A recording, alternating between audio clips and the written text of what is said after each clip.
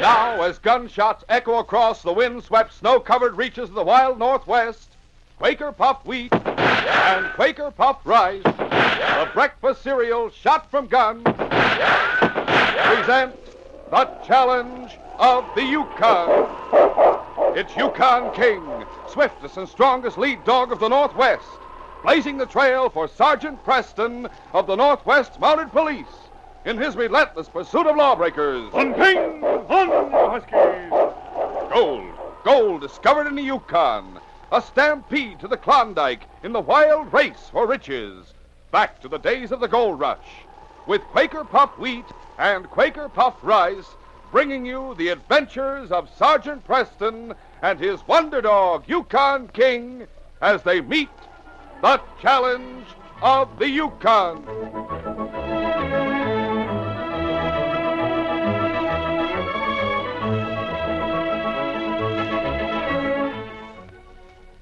Say, fellas and girls, when you see top-action Hollywood movie stars in daredevil stunts, think of the breakfast tip that many of them have for you. Here's what they say. Every morning, eat a heaping bowl full of nourishing, delicious Quaker Puffed Wheat or Quaker Puffed Rice topped with milk or cream and fruit. Yes, sir, wheat or rice shot from guns furnishes extra health values of restored natural grain amounts of vitamin B1, niacin, and iron. They're good for you, and so swell tasting they can't be beat. So get next to delicious Quaker Puffed Rice and Quaker Puffed Wheat, the nourishing, ready-to-serve breakfast cereals shot from guns.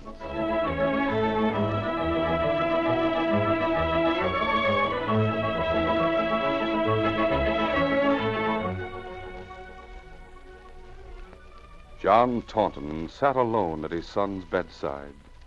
The boy's eyes were closed, and his breathing was scarcely noticeable. John watched his face closely. The old man's eyes never wavered, not even when he heard dogs barking outside the house, nor a few moments later when the door of the bedroom opened and a tall, broad-shouldered sergeant of the Northwest Mounted Police stepped into the room. Hello, John. Oh, hello, Sergeant. Sit down. Thanks. He's dying. Let's hope not. The doctor must have told you. We said there was still a chance. No. John, the men who did it have over 3 days' start. I'd like to get after them. I can't tell you much. Well, they'll talk for a little, and you were alone with him until the doctor arrived. Tell me what he said. He'd been down at the hotel. He noticed a light in the store, and he decided to investigate. Didn't have to unlock the door. It had been forced open. When he stepped inside, he saw 3 men standing around the safe. Was the safe open? No. They didn't get anything. I wish they had. Did Bill recognize any of the men? He knew one of them by name. He called himself Montana. And the others? Well, Bill had seen them around town. Short, stocky man with a full black beard. The other one was taller. Red hair, red beard. But all 3 of them were practically strangers in Beaver City. That's right.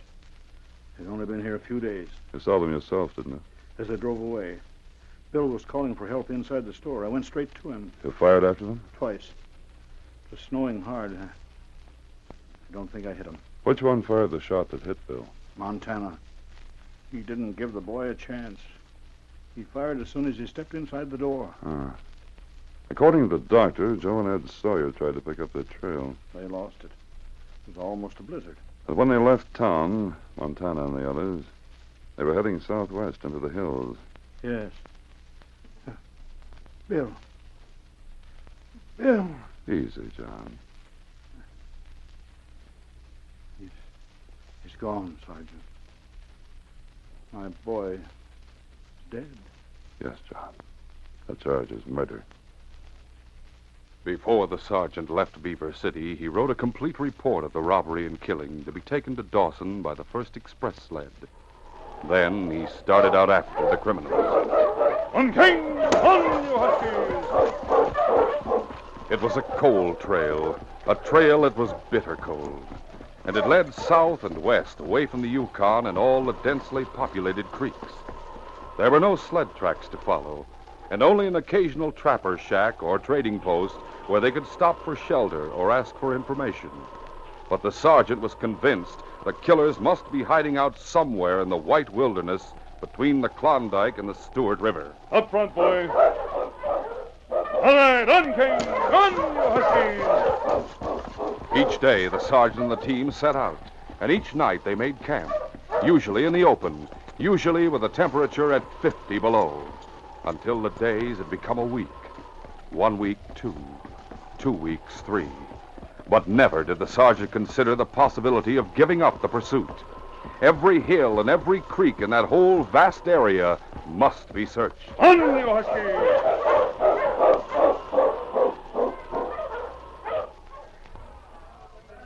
It was nearly a month after the shooting at Beaver City that two young Chichacos were sitting at a corner table in the Monte Carlo Cafe in Dawson.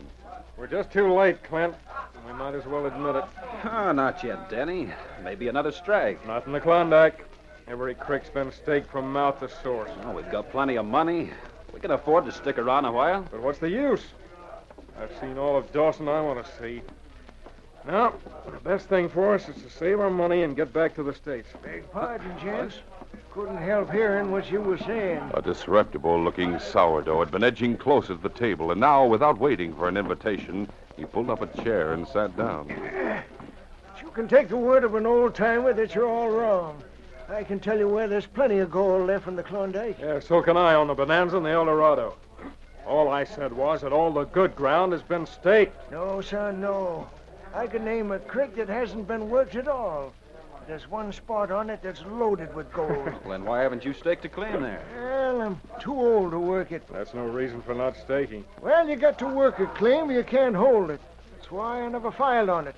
It would just start a rush, and then where would I be? No, I've been hoping I might find some young fellow who was strong and had some money who'd go partners with me. There must be plenty of them around. Take me and Denny, for instance. You wouldn't believe me if I told you about this crick of mine. You'd just laugh it off like the rest of them. Wait a minute, mister. Why don't you give us a chance? You mean you're interested? Of course we are. No, I'm too old to take you up there. Country's too rough. Well, you could draw us a map. Yeah, that's right, I could. But you need a lot of money. The way prices are now, not only food and dogs and sleds, but special equipment, too. What kind of special equipment? A boiler's the main thing so that you can thaw out the ground with steam. Well, I saw one of those contraptions down at the trading company yesterday. Yeah, I seen it myself, and it cost $2,000.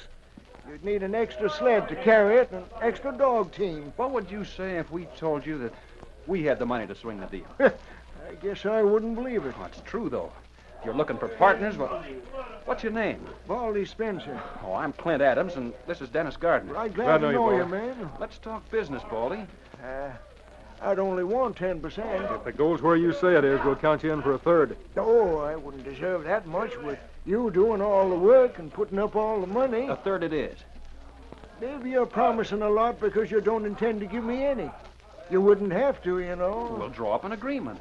Now, that's more like it. Well, come on over to our hotel room. We'll do it right now. Sure. Right. There's no time like the present.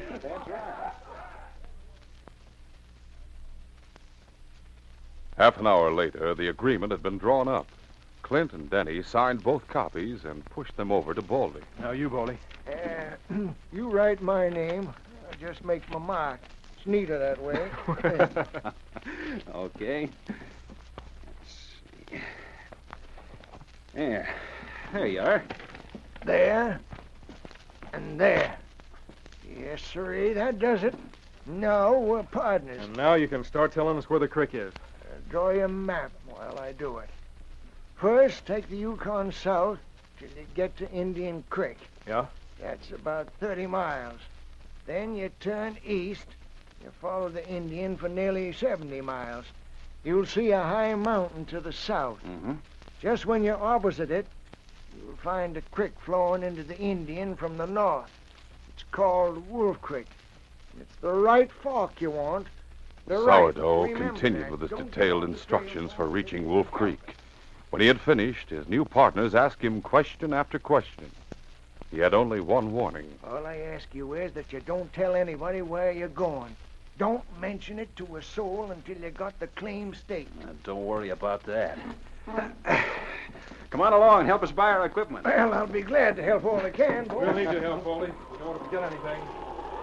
The two young men bought a complete outfit, including a boiler. And 2 days later, they were ready to start. Each of them drove a team. Baldy waved goodbye to them from the bank as they headed south along the frozen surface of the Yukon. Goodbye, boys. Good luck. But as soon as the sled had disappeared around the first bend, his expression, his whole appearance changed. He laughed. That's the long way, boys. It'll take you 6 days. It'll only take me 3. Half an hour later, Baldy was riding the runners of his sled as he urged his team up the Klondike. Fight, boys!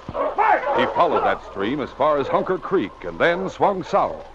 At night, he camped at the foot of the ridge that separated Hunker and Dominion. It took him nearly the whole of the following day to cross the ridge. But he made fast time down the Dominion, and on the afternoon of the 3rd day, he had reached Indian Creek. He swung west, and an hour later, he was driving up Wolf Creek, a desolate gulch rimmed by heavily wooded ridges. At the fork, he swung to the left. There! They'll take the right fork. March!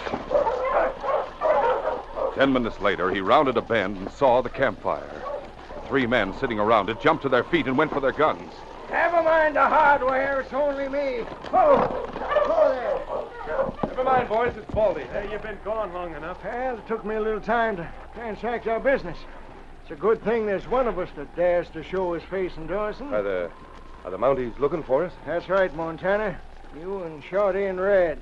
They got notices posted outside headquarters. There's a big story about you in the Nugget a couple of weeks ago besides. They got descriptions? Yeah, pretty good ones, too. You're in this too, Baldy. It was you that put us up to that job in Beaver City. Now, don't get excited. I'm taking care of you, ain't I? How about that? Don't look like you brought many supplies. Well, I got a couple of jugs of whiskey. What about food? Some.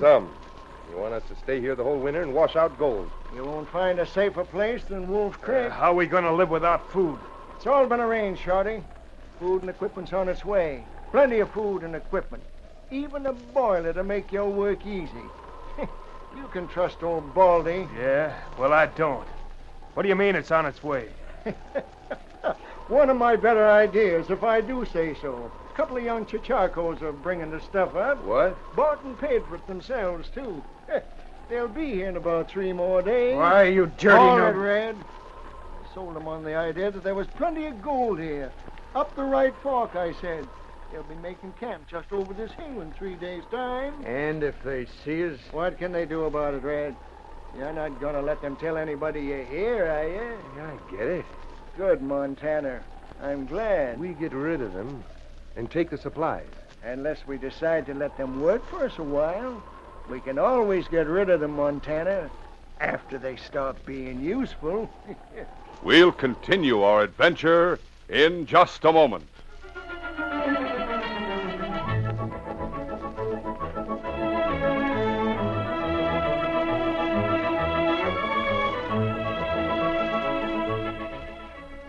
Hooray!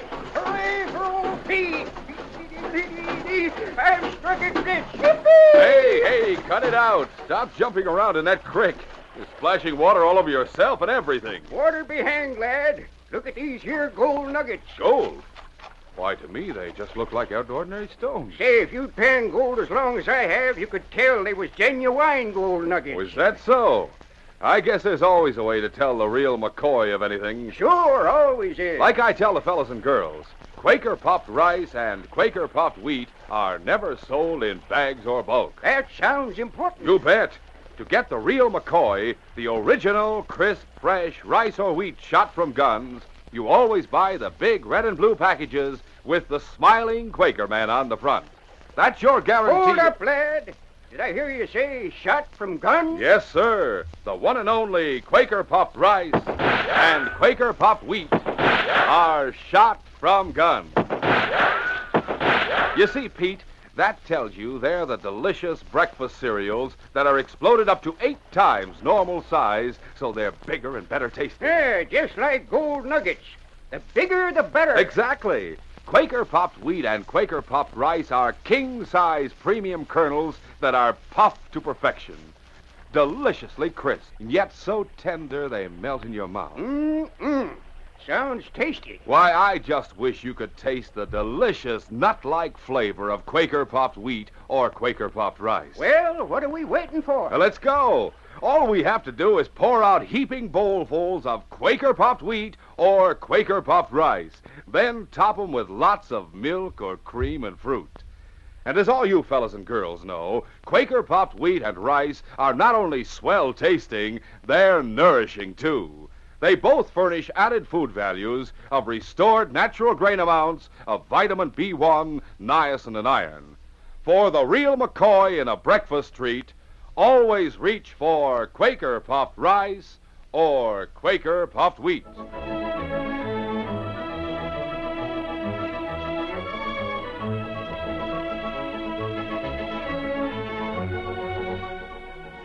Now to continue.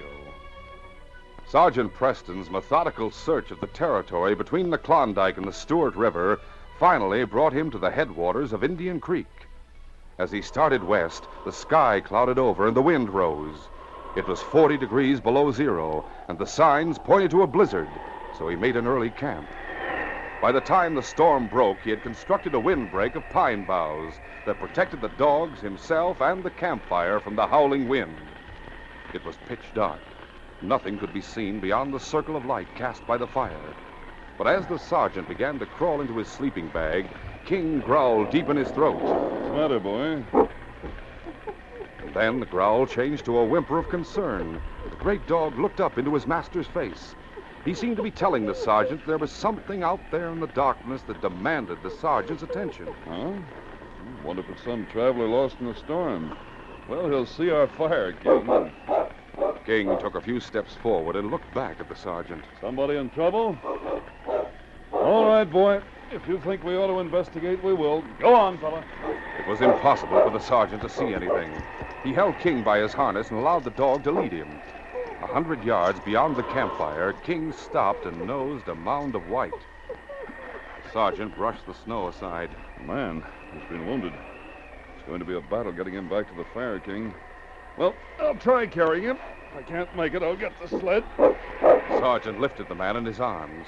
No one without his superb strength would have been able to fight his way against the storm with such a burden. And even the sergeant was close to exhaustion when he finally reached the fire. But without any hesitation, he started giving the wounded man first aid. Shot in the back, just below the left shoulder blade. Couldn't have walked far with a wound like this. That means that whoever shot him somewhere close. Keep watch, boy. I don't think he'll die, though. He's way to the left of the heart, and his pulse is strong. Probably knocked out by exhaustion more than the wound. The sergeant had cleaned the wound and was preparing to bandage it when King growled a warning. Somebody out there? Well, I can't stop this now. A command rang out from the darkness. Up with your hands. Steady, King. The sergeant was wearing trail clothes, caribou shirt, trousers, parka, and mucklocks. There was nothing to identify him as a member of the force, and for the moment he decided to remain incognito. I said put him up. Make a fine target there in the light. You'll have to wait until I finish with this bandage. Take your gun out of its holster and throw it this way. Hurry up or I'll shoot. The sergeant obeyed and continued with his work. He didn't look up when he heard the man's footsteps and realized that he was standing directly behind him. Who are you? What difference does that make? Answer my question. You tell me your name, and I'll pick a different one. Pretty cool custom, huh? In this weather, it's easy. Smart, too. You said that. I didn't. Well, I'll show you how smart you are. I'll put a bullet through your head. No, you won't. No? If you had nerve enough to do it, you wouldn't talk so much about it. What's the matter? You've already shot one man. I didn't shoot him. You gonna die? As he spoke, the man leaned forward, his hand with a pistol and a little to one side. The sergeant moved fast. He grasped the man's ankle and jerked upward. The man toppled backward. He pulled the trigger, but the shot went high, and before he could shoot again, the sergeant had a heel on the man's wrist. Calmly, he twisted the pistol from the man's grasp. Oh, you're covered. What's more, you're under arrest in the name of the Queen. Well, you're a Mountie. Now who's being smart? Come here. Let's see how these handcuffs fit. I haven't done anything. So far, I'm only charging you with attempted murder. But who can tell? You might have been more successful other times. Red hair, red beard. When were you in Beaver City last? I had nothing to do with it. Then who did shoot Bill Taunton? I swear I didn't do it. You'll get your chance to swear before a judge. Where are the others? I don't know what you're talking about. What is it, King? Oh, I see. Our patient's showing signs of life. Come on, Red. Hello. Don't kill me. Not a chance. I wouldn't think of wasting that bandage I put on you. Who are you? Sergeant Preston, Northwest Mounted Police. Sergeant Preston. Who are you? Denny Gardner. Oh. It's Red you've got. You've captured me. Where am I? In my camp. I found you out on the trail. Remember, I ran as far as I could. Where from? Wolf Creek. When the storm broke, I thought I could get away, but Montana saw me. He shot me, but I kept on running. You were being held prisoner? That's right. Oh. Clint and I. He's still back there. How did it happen? Paulie Spencer. He told us there was gold on Wolf Creek. Yes? We bought supplies and equipment and came up here. They were waiting for us. They were going to make us dig gravel for them and pan gold. The end of the trail. What? The men with Baldy. There was Red here, Montana, and a short, stocky man with a black beard? Yeah, Shorty. I wanted for murder. I've been trying to find him. How strong are you, Denny? I don't know. I guess I'm all right. Could you shoot a gun if you had to? Sure. But you keep Red covered for an hour, perhaps 2 hours. Sure. But why? Where are you going? Well, we can't get along without the fire. We'd freeze. But sitting around it this way, we make perfect targets for anyone coming up the trail, and Montana isn't Red. He won't hesitate to shoot. You're going after the others? When Red doesn't come back, they'll start looking for you two. If I don't go after them, they'll come after us. I can wait a few minutes, though. No, I'm fine. I'm feeling better every minute. If Red makes a move, shoot. I will. There's his gun. All right. Ready to fire. Where's the camp on Wolf Creek? The left fork. Can you find your way in this storm? King can. Let's go, boy. The wind was at their backs as they left the camp, but it was still impossible for the sergeant to see anything. King had no idea where his master wanted to go, except that it was somewhere down the trail. All he could do was keep their course straight. But although the mouth of Wolf Creek was completely blotted out by the driving snow, he stopped when they reached it. There were men up the creek, but there was also one man straight ahead of them. Which direction did the sergeant want to take? We've come far enough, I think, boy. Now, let's see. Yes, this is the opening of the creek. This way, boy. From now on, we keep to the left. Okay. King understood that order. He followed the left bank, and when he reached the point where the creek branched out, he took the fork to the left. It was not long after that a red glow stained the darkness ahead. There it is, King. Good boy. All sound of his footsteps blotted out by the raging storm, the sergeant fought his way straight toward the campfire. But it was not until he was 20 feet from it that he could see the figures huddled around it. There were 3 of them. Shorty and the old sourdough. The young one must be Denny's partner. The sergeant stepped into the circle of light, his gun drawn. Don't anyone move around, shoot. Sergeant Preston. Yes, Baldy. You and Shorty are under arrest. You can't arrest me. I already have. These handcuffs prove it. And a pair for you, Shorty. Sergeant Preston. You must be Clint. Clint Adams, yes, sir. My partner, Denny, Sergeant. He ran away. Montana shot him, then they went after him. He's all right now. He's at my camp, holding a gun on Red. Oh, good. Where is Montana? Oh, I don't know. He hasn't come back. Huh? He and Red must have split up at the mouth of the creek. One going up and the other down. I think the best thing to do is wait for him here. He'd check and see if Red had come back. But... Wait! The sergeant hit the ground as King growled, and in the next instant, a bullet whistled over his head. He started to roll out of the circle of light. King was already charging through the darkness at the man who had fired the shot. He leaped. But the man had stepped aside as King left the ground, and he only hit his shoulder. The man whirled and started firing at King. King could only dodge away from him into the darkness. One bullet, the 6th the man had fired, nicked him, and he lost his footing for a moment. When he scrambled to his feet, the sergeant and Montana were rolling on the ground. The sergeant had realized Montana's gun was empty, and not wanting to use his own because of King, he had charged the killer and wrestled him to the ground. King would have liked to help his master, but the positions of the two men changed so quickly that it was impossible for him to lend assistance. Montana was fighting for his life, and he knew it, and the battle matched the fury of the storm. Once, when he was on top for a moment, Montana took the opportunity to leap to his feet. He aimed a vicious kick at the sergeant's head, but the sergeant caught his foot and catapulted him backwards.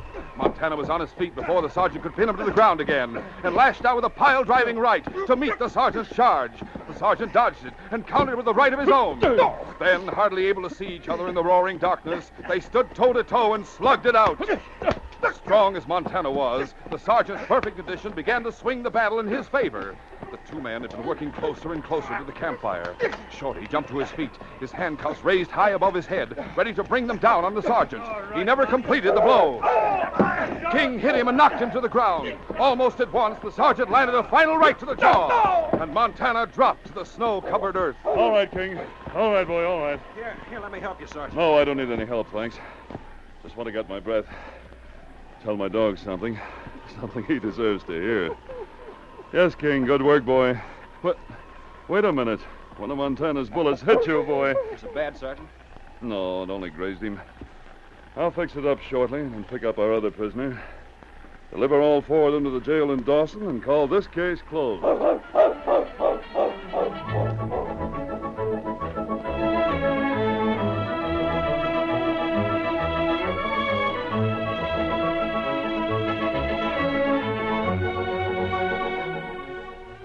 In just a moment, Sergeant Preston will give you a preview of Friday's adventure.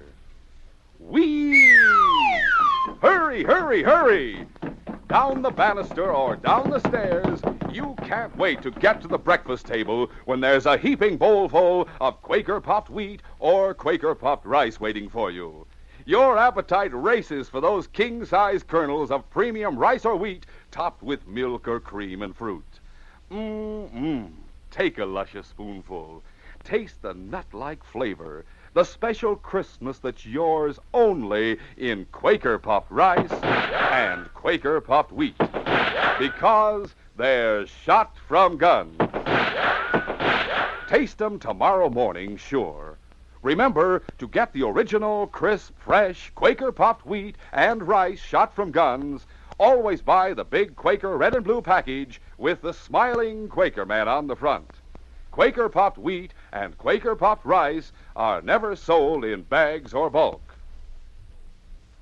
Listen Friday when Sergeant Preston and Yukon King meet the challenge of the Yukon in the case of no epitaph or tombstone. Red Miller was